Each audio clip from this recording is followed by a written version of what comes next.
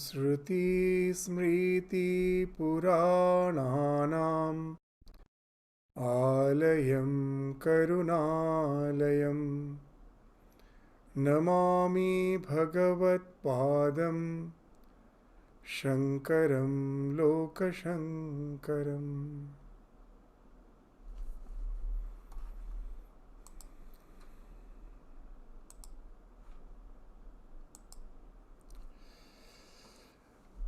So we were studying the section where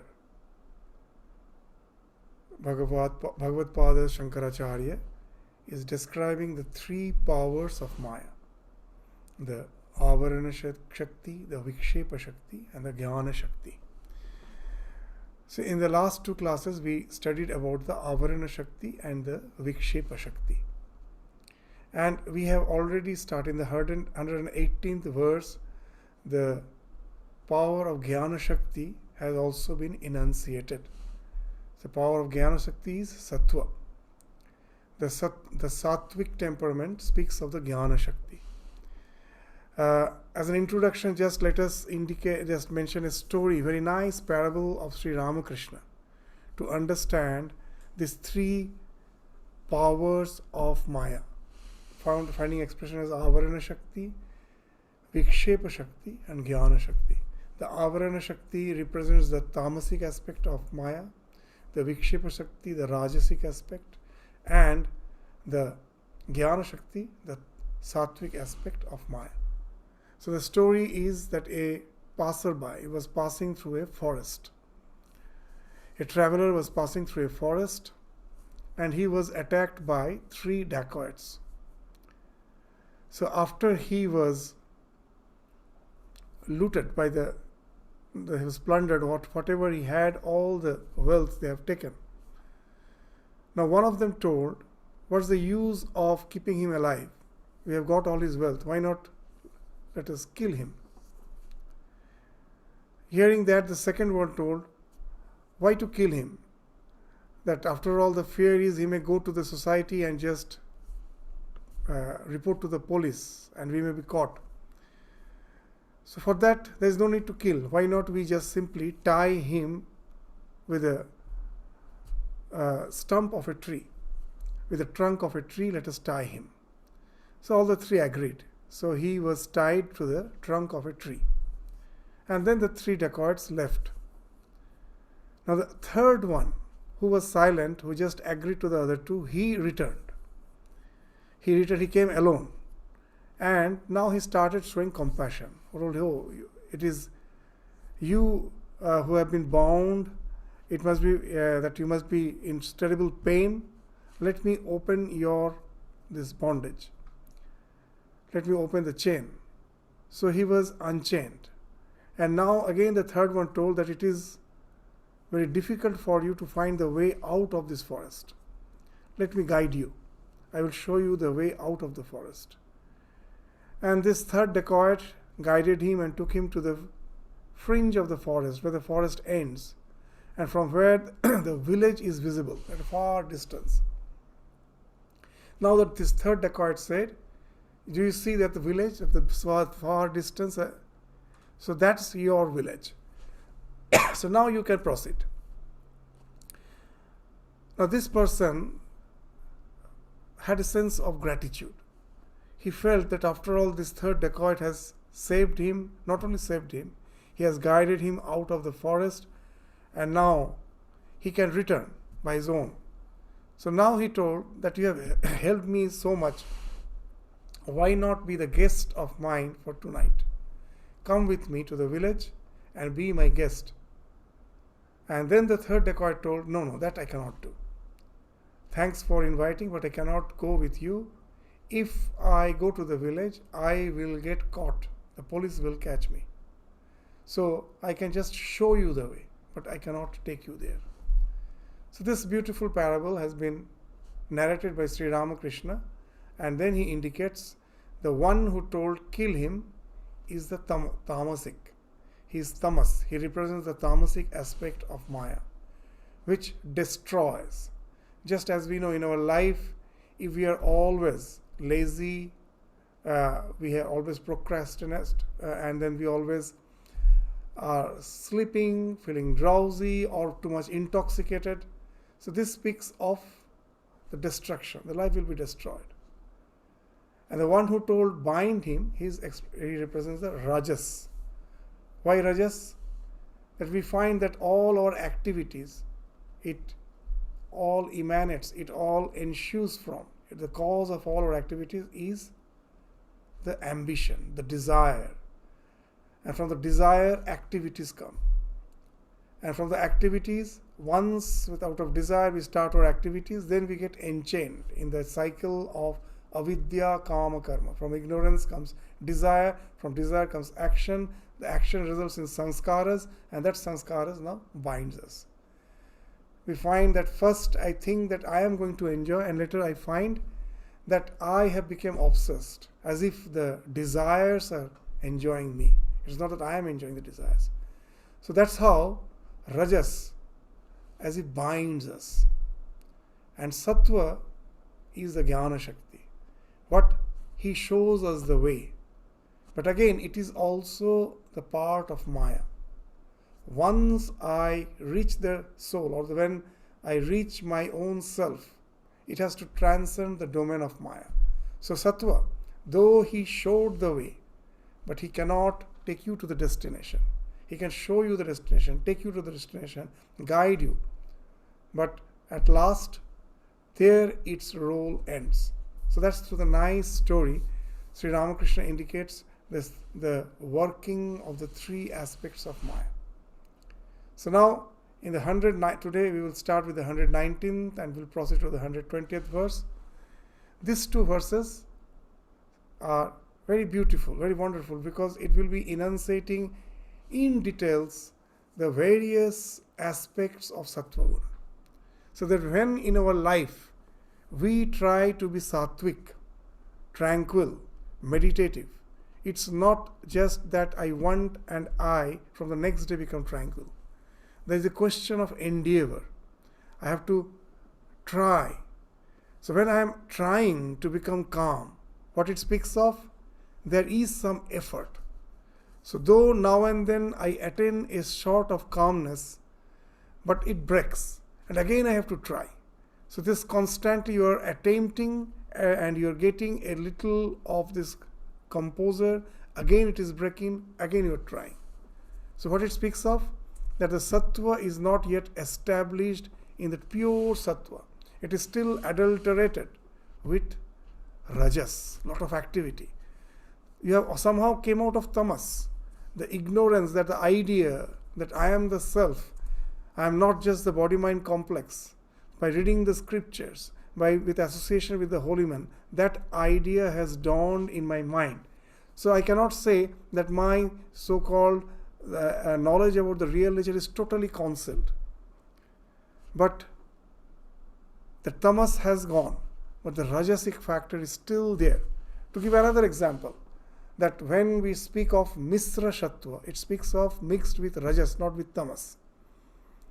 Just suppose the car is sitting on your garage and you start the car. The car starts moving and you are on the road and you know the road has a speed limit.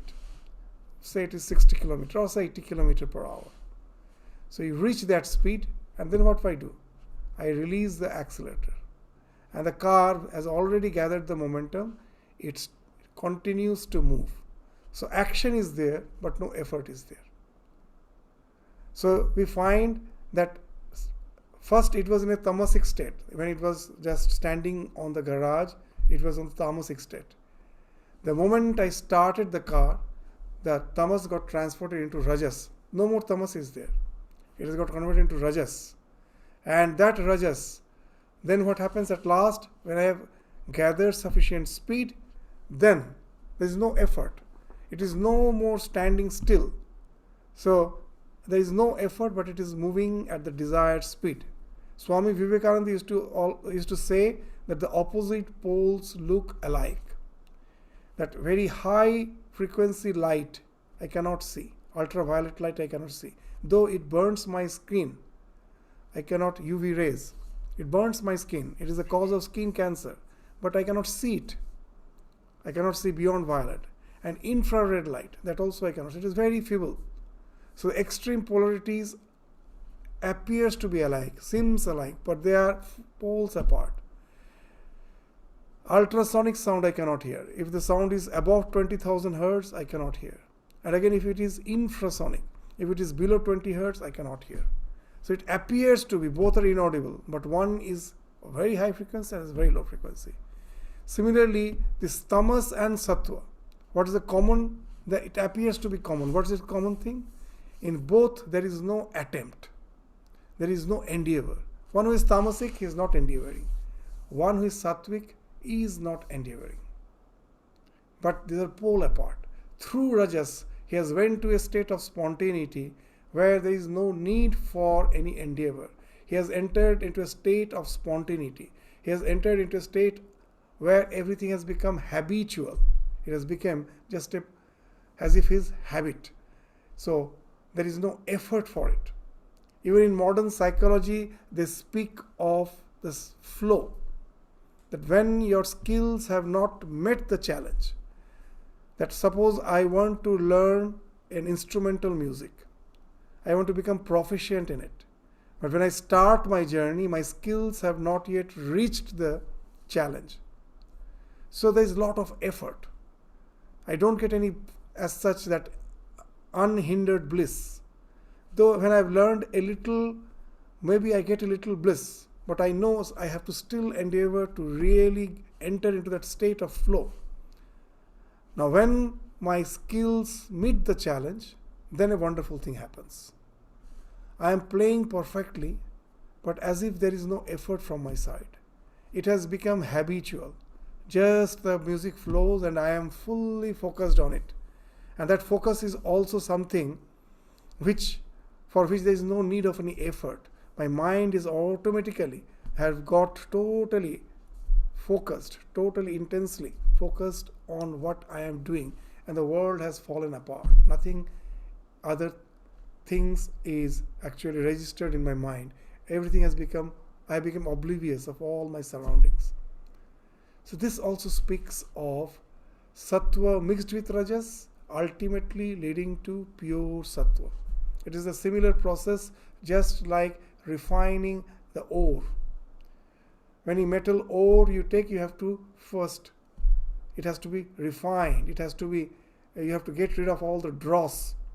You have to get rid of all the dross of the impurity that last by smelting. At last you get the pure metal. So similarly, to really attain to the state of sattva needs a lot of effort. But sometimes, as apparently the rajas, the sattva and the tamas apparently appear same. Why? In both there is no effort. So sometimes, why sometimes? For years, for thousands of years, we have taken tamas to be the sattva. Swamiji, in his complete works, in many places he has mentioned that tamasikata comes in the guise of sattva. Now you will understand why. Because there is no sense of effort and people take both to be the same. But they forget that in one there is no effort, but it has achieved, the skills have achieved the challenge and it is in a state of flow where he is extremely skilled. And the other, that he is in tamas, he has learned nothing, he has developed no skills. So with this basic idea, we will enter into the 119th and the 120th verse of Vivekachudamani. The 119th speaks of Misra Sattva, mixed Sattva, where Rajas is still there, endeavor is still there, the skills are yet to meet the challenge. And then when in your spiritual journey your skills meet the challenge, then you enter into the state of spontaneity. That's the state of Vishuddha Sattva. That will be spoken of in the 120th verse. So now let's start with this introduction, the 119th verse. So what are the manifestations of this Misra Sattva? This when the Sattva Guna is mixed with the Rajas. So when we have a mixture of Sattva and Rajas operating in us, but Sattva is predominating. But the Rajas doesn't overshadow the Sattva. It is not predominant. Then wonderful qualities will find expression in your life. You will find that you have already started transforming. Your personality has started overhauling. You have started overhauling your personality, and some wonderful qualities will start finding expression through your life. That will be spoken of in the 118th verse. Sorry, I told 119th and 120th is actually 118th and the 119th verse. The 118th verse speaks of the Misra Sattva, the Sattva mixed with Rajas, and the 119th will speak of Vishuddha Sattva. So what's the 118th verse?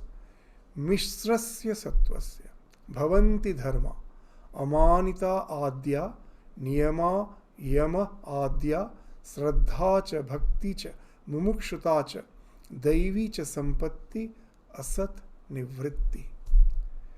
So this is the beauty of all this Prakarana Grantha, treatise. See, the scripture is so vast, with all the ideas spread out. And in this Prakarana Grantha, what they have done, they have collected, seeing that you pass through a forest, and now and then, most of the time you are passing through all the bush, and then suddenly you see a beautiful flower. And again you travel a lot, quite a distance, and again you find a few beautiful flowers. Now you collect all those beautiful flowers and you prepare a bouquet. So this bouquet which you are preparing, it was not that it was in one place, it was spread out. Similarly in the scriptures, everything is spread out. These Prakarana Granthas have made a wonderful bouquet of all the beautiful things which has been spoken of there.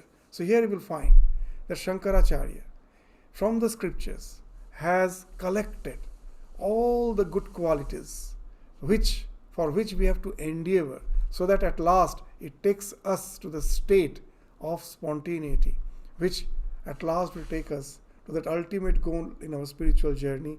That's the Nirvikalpa Samadhi. That will be spoken of in the 119th verse. In the 118th, all those qualities which has been spoken of in the various scriptures, in Bhagavad Gita, in Patanjali Yoga Sutra, these all has been collected by Shankaracharya to enunciate all those qualities. If we know what to practice, we have all the qualities together, it helps us to highlight, to be aware of all those qualities and start adopting them in our life. It becomes easy. So that's what Shankaracharya has done. He has collected all these qualities. So what all? This Misra Sattva, Bhavanti Dharma, the traits of mixed Sattva, what are they? The first is Amanita Adya. Amanita Adi means Amanita and etc. etc. So first let us read the sloka and then we will understand what that etc. is. Amanita Adya. Adya means Adi. Amanita and etc. and others. Niyama Yama Adya. Niyama Yama and others. Sraddha cha Bhakti cha Mumukshuta cha. Sraddha, Bhakti and Mumukshuta. And then last is Daivi cha Sampatti Asat Nivritti. So all the Daivi Sampattis. What are they? That we will first let us go to the literal meaning and then we will enunciate. Daivi cha Sampatti Asat Nivritti. That turning away from the unreal. So what all Shankaracharya is saying, that when you develop that Misra Sattva, what all things? First is Amanita. Amanita means absence of pride, humility, and etc. Niyama. Niyama means certain observances, which is spoken of in the Patanjali Yoga Sutra. Yama. Yama means some things which we have to avoid, restrictions. So in spiritual life, we have to have some restrictions and we have to observe something. So the restrictions are the yama and the observances are the niyama. What are they? That we will be describing gradually. And then Sraddha means faith, Bhakti is devotion, Mumukshuta is yearning for liberation, and Daivi Sampatti means divine attributes. What are they? We will find there are 26 divine attributes which has been spoken of in the Bhagavad Gita, which in one word he is saying here. So once you hear the word Daivi Sampatti, immediately it will make you recollect all the divine attributes which has been spoken of in the in Bhagavad Gita, in the 16th chapter. In the 16th chapter, the first 3 slokas speaks of 26 divine characters. That all comes under this Daiva Sampatti. And the last is Asat Nivritti, that turning away from what is unreal. So these are the qualities which you start developing when you are on the process of the spiritual journey. You are yet to attain that undiluted, this untarnished tranquility, that your tranquility is still getting disturbed because of your endeavor. But in the process, as Sattva starts predominating over Rajas, these are the qualities you develop. So now let us take up one by one.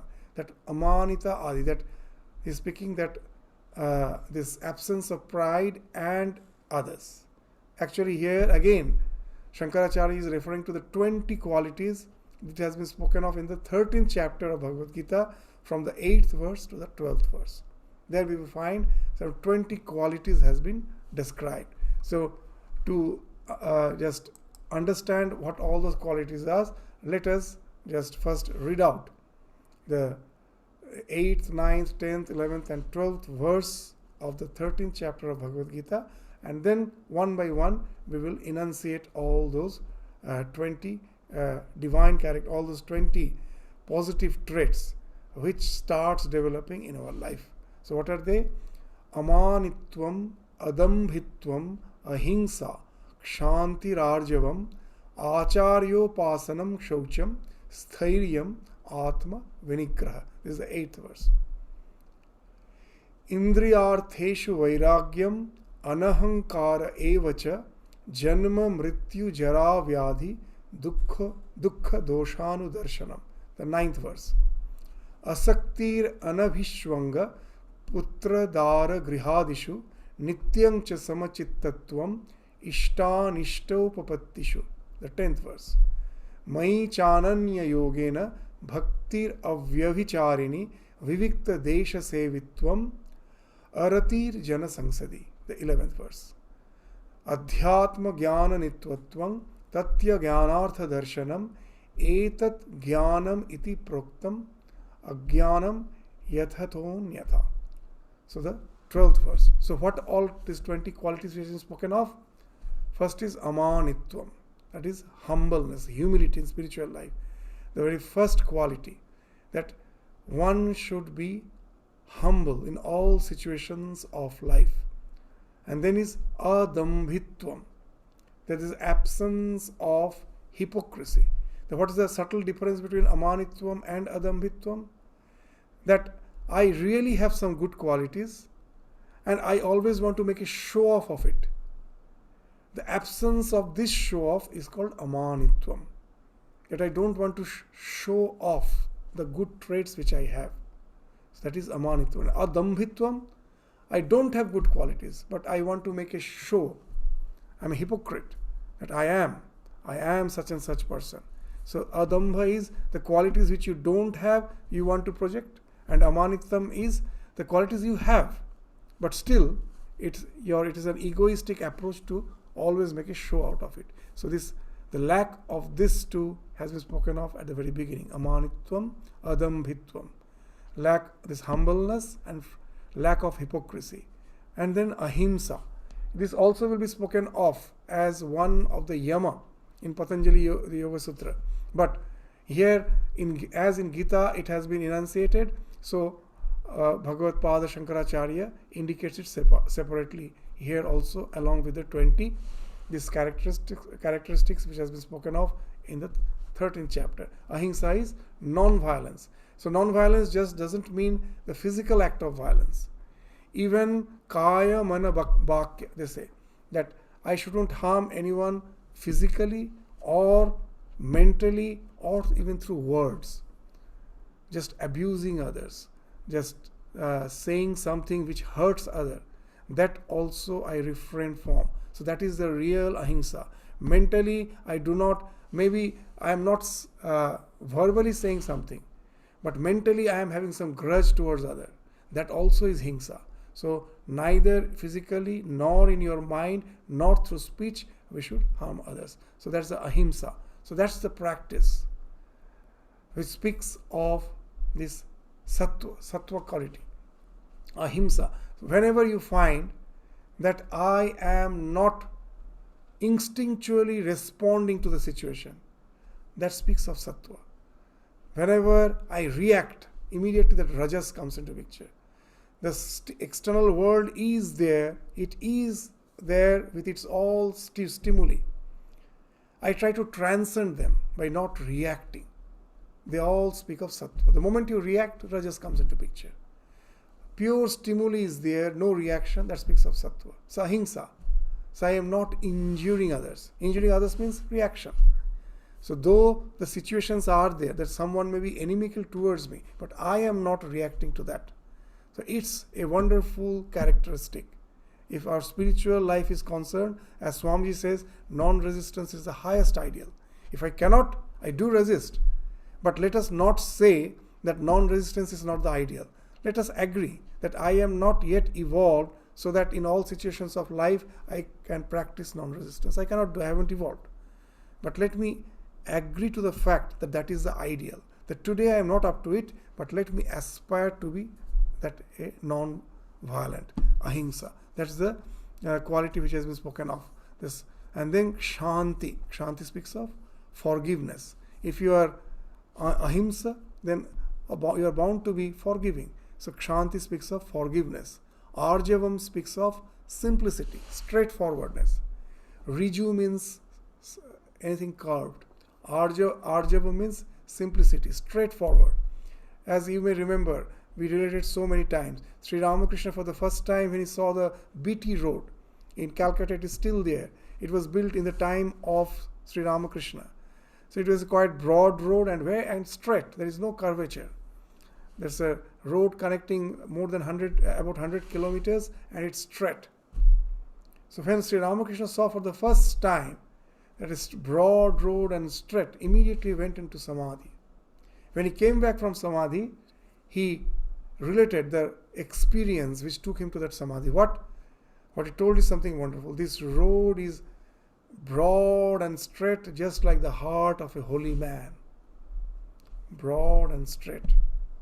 Very interesting thing, that what it speaks of, that holiness speaks of straightforwardness. That what I think in my mind, what resolution I take, that finds expression through my life. That's, as Sri Ramakrishna says, mon, muk, ak. There's a conformity between your mind and your speech.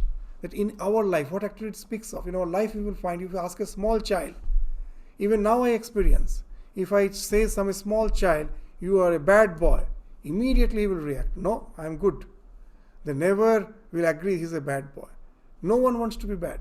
Everyone wants to be good. They never want to resort to something which is unethical. Then what happens to us in our journey of life, that as we grow, we start resorting to so many unethical means. What happens? So our consciousness gets crooked because of our lack of strength. The spirituality needs that strength. What's it? Just to understand it, let us take the example that why the course of river becomes riju. It's not arja, it is riju. Means crooked. That when the river from the mountain is coming down, what happens? The moment it founds a rocky terrain, the water has the natural tendency to turn towards the soft soil. If there is a soft soil just on the left side, and just when it is moving, on the front is a rocky terrain, it will move towards the left. Because the water has a tendency to take the least path of resistance. It will avoid this harsh course, it will take the least path of resistance. And that's what happened with our consciousness. We always try to avoid the so-called challenges of life and take the least path of resistance. And that's how our consciousness starts become crooked. But in spiritual life, it speaks of strength. Swami Vivekananda used to say there are two types of strength. That one strength which we all think that's the only expression of strength, to face the opponent in the battlefield. with this all weapons and everything, someone is waiting on the other side. I have sufficient courage to strength to go and face that. That's one type of courage. Another courage is the spiritual strength. It is not as palpably visible as this physical strength, but that speaks of immense strength. That when I have understood that I am the self, I am not the body-mind complex. So I take a resolution. Anything related to the body-mind complex, I won't be bothered about it. Let the body-mind complex go through its own course. I am apart from it. I am just the witness. So I won't react because nothing is going to harm me. So to live the life as per the ideal is very tough. It's not easy. So let us accept that I am not yet up to it. But that's the ideal. And when I really start following that, that is bound to make me straightforward. So that's what's spoken of as Aryavam. So he's straightforward. He's simple. There is no as such crookedness in what he's saying and what he's doing. He walks his talk. So that's what is meant by Arjavam. Acharya Upasana. Service to the Guru. Because I know that someone has realized the truth. He can show me the way. So naturally, there's a question of respect should come. That through respect I approach him, so that it's not just through the instructions. By staying with him, by seeing his life, all the qualities which he represents, just by staying and observing, I gradually start imbibing them. I have to stay with a person who walks his talk, and then by mere staying with him, mind mirror neurons. Nowadays they say in this science that how a child starts learning, not by hearing the instructions of the parents, but by observing them. They say that we have mirror neurons. We just reflect. Our neurons reflect what my parents are doing. They are my role model. And from that I start learning. Not for what they say, just by observing. I still remember when I was posted to some, in India, in remote place, in a school. I was given an instruction. That what's that instruction? That we are sending you to a school, and most probably you have an idea. You have to be observing the students throughout the day, day in, day out, what they are doing. But it is actually just the opposite. Always remember, it is they who are observing you. It is constantly they who are. So lead your life that way. Then by always remembering, it is the students who are minutely observing you, and that is going to change their way of their life. So that's the responsibility you have. So now you will understand what that Acharya Upasana means. When you are staying with the Acharya, the one who is a realized soul, his ways of life automatically starts like an osmosis. It starts affecting our life and we start transforming. So that's why it is not just paying the teacher and getting some information and where the academic knowledge ends. Here it is the internalization of the values, and for that you have to be with your teacher and gradually imbibe those qualities as if through a process of osmosis. And that's the idea behind Acharya Upasana. Shaucham, cleanliness of the body and the mind. Cleanliness wherever we stay. You will find if your house is messy, if your home is messy, and you just say, let me take some time to clean it up, and you find your mind also becomes very fresh. External cleanliness is immediately gets reflected in our inner cleanliness. So it is not only Bahish Shaucha, it also Antar Shaucha. Both has to be taken care of. When you take care of Bahish Shaucha, external cleanliness, it do help us to attain inner cleanliness. But external cleanliness alone is not sufficient. It has to be associated with the idea of inner cleanliness. So that's why Swami Vivekananda used to say a very nice thing, that in India we do everything religiously. We bathe religiously. Why he is saying that? That to understand the idea of Shaucham. In the modern culture, bathing and everything is a part of my beautifying the body. So the idea of purification of the mind is not there. So I am actually more concentrated on the body. But in India, that old tradition you will find, they take a dip in the river by chanting the God's name, by chanting Gayatri Mantra, taking the water in their hand, offering oblations as if to the deity. And when they're doing that, they feel their body is purified, their mind is purified. So that's the real Shaucha. So that's to do everything religiously. And then the external cleanliness starts reflecting your inner cleanliness. Otherwise, the external cleanliness is just something like a, what they call is just something like makeup. It's just a makeup. It doesn't in any way reflect your inner purity. So cleanliness, when they say anta shaucha, bahi shaucha, so means when I am doing bahi shaucha with the idea of cleansing the mind, it helps me to cleanse the inner being. That's why you will find that any place of religion, that the vibration changes when it is clean, neat and clean. If I go there and I find all the flowers are rotting there and the milk has been offered, it is rotting, how can I get devotion there? That's in the Indian temples sometimes we find. Even recently I went to Malaysia, I found the most dirtiest place are the Indian temples. Most dirtiest place. So much of smell of this milk and rotten flowers. So if you don't maintain this outer cleanliness, how can I go and really have devotion? So these are the things which has been spoken of in our religion. How and when it comes down to our practice, sometimes we find that it is the lokachara. Swamiji used to say that's why. That we have forgotten our real religion. That now religion has become synonymous to lokachara. That we have adopted some practices which has nothing to do, which is totally alienated from the scriptural ideals. That's why we find Swamiji saying, go back to the Upanishads. That is the idea. That just don't do the things as a mere ritual, meaningless ritual. Know the real purport of it.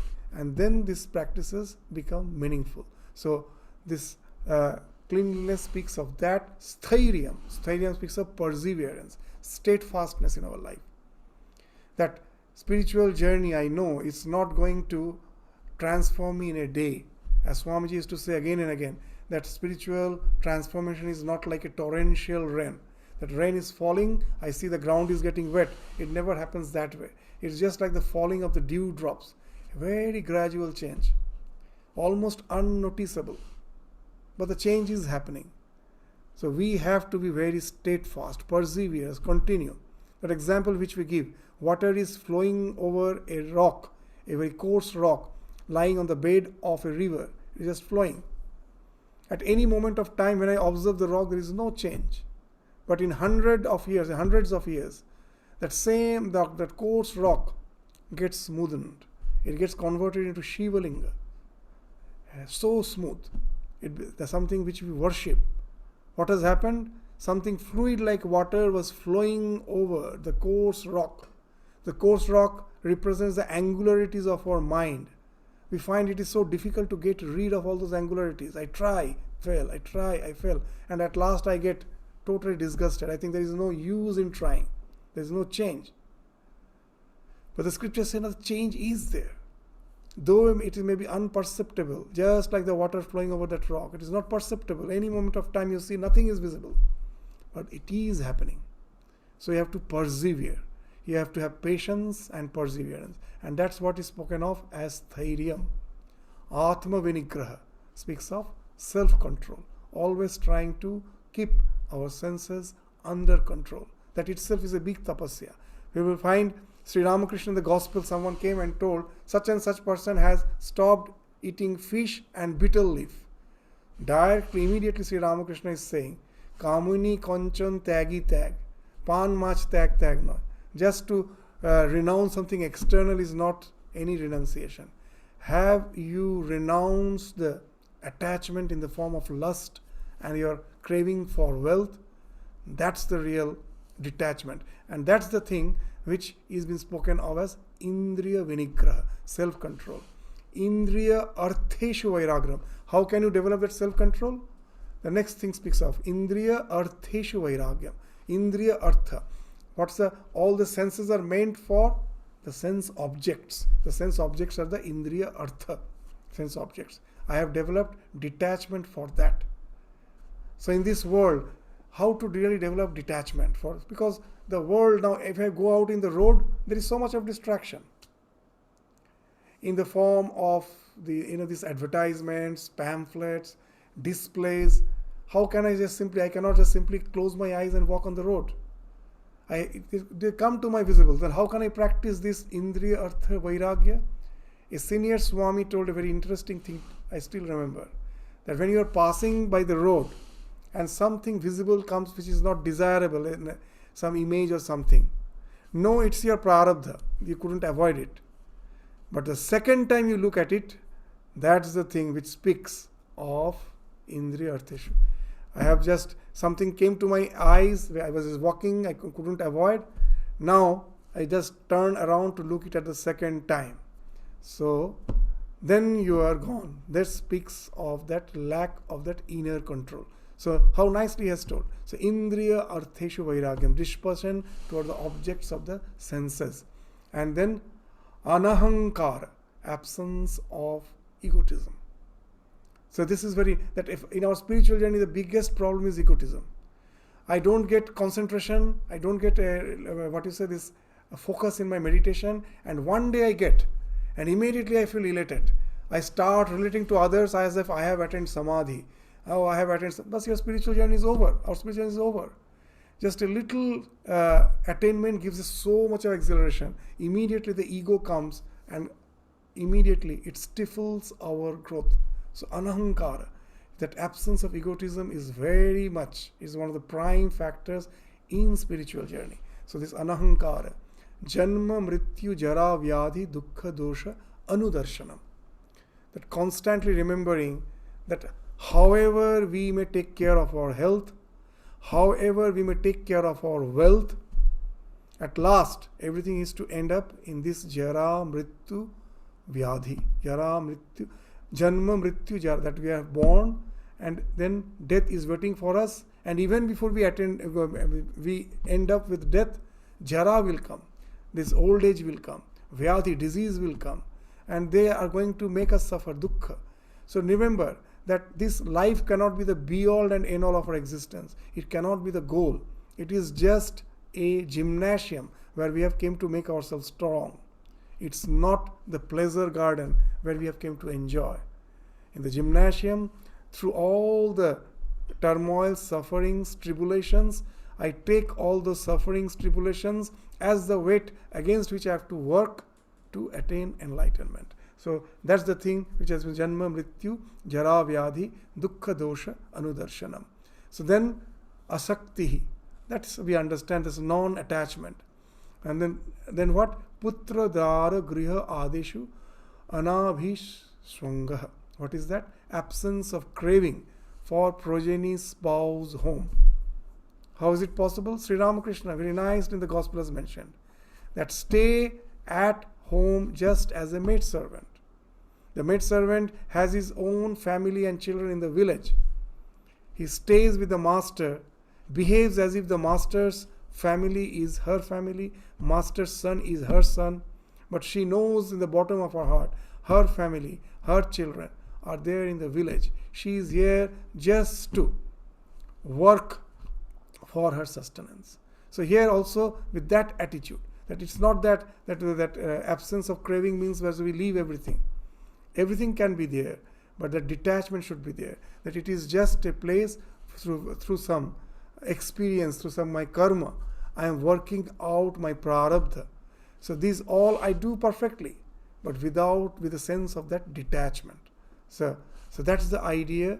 This has been spoken of in this putra dara griha adishu anabhishwangaha. And then nityam samachittatvam ishta anishta. That you always maintain that tranquility in something ishta, something desirable, and anishta, something undesirable. You never lose your equipoise. So that's the meaning of this nityam, always, without any break, samachitta. You maintain that tranquility, ishta, anishta, whether it's something desirable or something undesirable. And then mai ananya yogena avyavacharini bhakti. Exclusively united to me, to the Lord, through devotion. So this, always aware of the spiritual dimension of our existence and always be aware of the divine. That nowadays we hear of resilience. That real resilience we can have only when we are aware of the spiritual dimension of our existence. How? See, this in the modern psychology, they say very nicely that we are bound to go through some inescapable traumas in our life, and that results in learned helplessness. That, oh, if some challenge is there, I cannot do anything because previous trauma has taught me, I have got learned from that I am helpless, and this leads to some defeatist attitude. Now, if we really judge that this defeatist attitude, we will find that though trauma leads to this learned helplessness, ultimately leading to defeatist attitude, it's not that all develop that trait. Few are there who somehow, even in spite of trauma, never lose hope. They are optimistic. In all situations of life, they have the capacity to again turn back and fight for really achieving the goal. So what are the traits which distinguishes this few optimist from the pessimist? Very simple, you can also understand. An optimist never think a problem to be permanent. It is just temporary. That it happened this time doesn't mean that always I will be facing that failure. Next time I will succeed. An optimist think all these problems as local. It has affected just a part of my life. This pessimist thinks whatever small thing has happened, he thinks that everything is gone. It affects the entire of his life. Now you will understand that why a person who is always spiritually aligned to the divine is always optimistic, because he knows that after all, this life is just a journey. I am, I will be eternally in association with the divine. The divine is the one with whom I am devoted because he is my be all and end all of my existence. So what happens? Nothing becomes permanent because all the problems I know has to affect only a part of my life, just this life, nothing. So I transcend the suffering. So why? By being always attuned to the divine dimension of my existence. And that has been spoken of as this Mai Ananya Yogena Avyavicharini Bhakti. And this all speaks of lack of reaction, lack of torpidness, laziness, not attempting to do anything, because you have transcended. In all situations of life, you don't react. You still maintain that placidity. So that's been spoken of as this character as Mai Ananya Yogena Avyavicharini Bhakti. And then Vivikta Desha Sevitvam and Arati Jana Sansad. This has to be joined together. That he has a tendency to be apart from too much of social involvement. He wants to enjoy the solitary place, that as Sri Ramakrishna used to say, Dhyan korbe mone bone kone. This mone means in your mind, bone means in solitude, kone means if you don't get solitude, find out even when you are in a cafe having a cup of coffee, there's a lot of noise. Still I can select a corner, sit there and just simply dive within myself to enjoy the placidness. That's the cone. When I'm traveling by train or have resorted to some public transport, I'm sitting down. Though I am traveling, now I can close my eyes and be contemplative. So these all speaks of being solitary, though you are not in solitary. So this dhyan korbe mone bone kone. You are in your mind, you have resorted to some corner, even in a place of busy place, and you are still meditating. And if you get a place, like when you go out for a walk, in a walking trail, of course you enjoy the solitary environment. So there, of course, again, you can be contemplative. Or when you are meditating in your room, where there is no one to disturb. But when it is not there, then also you can create an environment of solitariness in your mind, and that's been spoken of as Vivikta Desha Sevitvam Arati Jana Sangsati, this aversion for too much of social involvement. And then Adhyatma Jnana Nitvatvam, that all having the unwavering spiritual knowledge. That in all situations of life, that Sri Ramakrishna used to say that a ordinary soul is like a fly and a real spiritual aspirant is like a bee. What's the difference? A fly sometimes sits in the filth and again sometimes sits in the nectar, in the honey. But the bee will never sit on the filth. It always sits on the honey. It will always on the flowers, the pollens. It will take the nectar. So that's the idea of Adhyatma Jananitvatvam. That I try to become like a spiritual bee. I'm no more an ordinary housefly. Tattvartha Jnana Darshanam. And these all practices will gradually take you to the realization of the absolute truth. So these are the 20 qualities which all comes under Amanitvam. And then the next Sankaracharya says Yama, Niyama, Adi. Now these are again from the first 20 were from the Bhagavad Gita, 13th chapter, from the 8th to the 12th verse. These 20 characters which were enunciated. So just see how beautifully he has collected. By studying this, you get a direction in your spiritual journey. These are the qualities which I have to practice. Means every day, if I just take this sloka and just keep it in my mind, what are the qualities which have been spoken of, it constantly gives us the awareness that what are the things of which I should be constantly practicing. That they say vigilance is the price of purity. So with your vigilant mind, you are aware of all these qualities and make it a point to inculcate, to imbibe them in your life. So now he speaks of Yama and Niyama, which he takes from Patanjali Yoga Sutra. So what are the Yama? What are the things which I should avoid, the restrictions? This is Ahimsa, Satya, Asteya, Brahmacharya, Aparigraha. These all these qualities, we can elaborate to really understand its deep meaning. But in general, what's the idea? Ahimsa, just as we told, that it was one of the qualities of those 20 qualities which we just now spoke of in Amanitvam, Adambitvam, etc. So here again, this Ahimsa is there, that not to harm others in Kaya, Mana, Vakya. Neither to harm them physically, nor even mentally I should have any grudge against them. That though I am not abusing the other person, but mentally I am constantly cursing that person, that is also Hingsa. And not hurting by words, this Vakya. So that's the real Ahimsa we have to practice if we want to evolve spiritually. Because very common thing, when I am cursing others, actually I am harboring some negative thought within me. When I am angry on other person and I curse, nothing happens to the other person. I am harming myself. I develop blood pressure. I develop all the lifestyle diseases by constantly brooding on negativities. So that's how we harm ourselves. So Ahimsa is something subjective that way. Very nicely in Patanjali Yoga Sutra, in the commentary they say, that very nice thing they say. These things we should study, that Ahimsa, when they enunciate, they say, in life, as an embodied being, the moment we take birth, it is impossible to practice Ahimsa. Each and every breath of our life is Hingsa. The plan of this world is such that I can live only by killing others. Somehow, in some form or other, I have to kill. And then the next line they're saying is very interesting.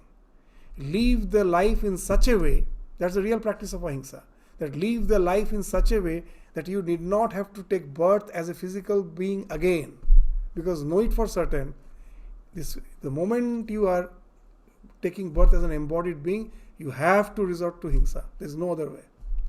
So leave that mental detachment.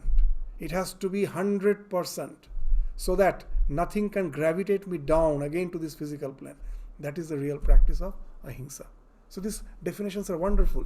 Then Satya, the practice of truthfulness. So why? Because if you are not practicing truthfulness, our mind is bound to be agitated. Because falsehood can never stand on its own leg. Once you resort to falsehood, to really protect that falsehood, you have to invent another falsehood. So you will find that it goes on.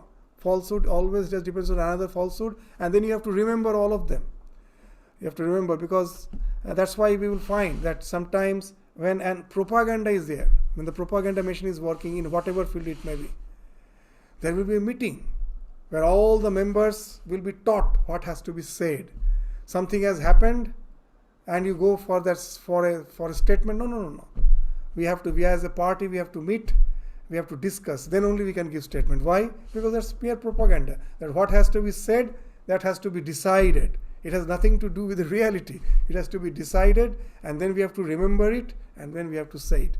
It speaks of so much of agitation of the mind. How can it may help in our worldly way in some way, maybe in some secular life, in spiritual life? How can it help? It is constantly keeping our mind in agitation. So Satya is one of the basic need of spiritual life. For the tranquility of the mind, Satya has to be practiced. Once I say the truth, then it's over. I don't have to remember truth. Truth I know always. That's what I have. Sin, that's always with me. I did not have to invent. I have to invent falsehood, but you cannot invent truth. Truth is. So it is just something which stands on its own feet. So once you speak the truth, you are so totally free. You are free from all worries and tensions. So that's why the practice of Satya. Asteya, non-stealing. Non-stealing, we think that, oh, we do practice that. I don't steal anything. But we forget that stealing doesn't mean only stealing some physical thing. So we told someone that I will be just seeing you at 4 o'clock, and that person is waiting for 4 o'clock, leaving all his job, and you go and reach him at 5 o'clock or something like that. You have stolen his 1 hour time. So that is also stealing. We steal others' time, we steal others, that mental peace by speaking something abusive. That's why they say ahimsa is the basis of all other practice. You steal others' feelings, you steal others' thoughts, ideas. That nowadays there's also plagiarism.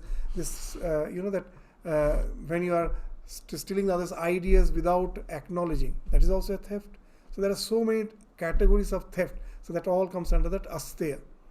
Brahmacharya is the idea of not dissipating your energy in basal instincts. Because after all, my energy is fixed. And if I just simply waste it in all the sensual pursuits, for the spiritual journey, so much of energy and effort is required. How can I think of sharpening my faculties for the spiritual journey if I have blunted them in all the worldly pursuits? Even in the plant you will find, just to get flowers you have to prune the tree. All the branches and leaves that you prune, and then you get the flowers. If all the energy is taken by the branches and all, you don't get to the flowers. So you prune them, you cut the branches, and then you start getting the beautiful flowers. So what it speaks of, you don't allow the energy to be wasted in the pursuits which is not going to give you the desirable end. And that speaks of brahmacharya. Aparigraha, non-acceptance of gift. Non-acceptance of gift. Now you may say, what type of practice it is? Even in our day-to-day life you will find, if you accept gift, they say in the scriptures, they say that you get affected by that other person. His thoughts, his feelings, his intentions starts affecting you. We may say, is it really something which makes sense? Even if you give an example, from a day-to-day practice, you will find, yes, it is speaking something wonderful. Those who are working in any corporate, you will find all the first instruction is given to them, don't accept any gift from the clients, because you will be affected. In Australia, I have heard some politician accepted just a bottle of wine, and he has to resign. From someone he had just accepted a simple bottle of wine, and he had to resign, because by that he is getting influenced, and next time he will come for some favor.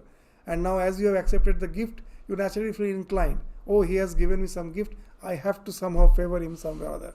So now you will find that how this wonderful characteristic has been spoken of, that we do practice, and that has to be practiced with the total certitude that it is a practice which is required for my spiritual growth. So these are the yama which I have spoken of. Next, they will speak of the niyama.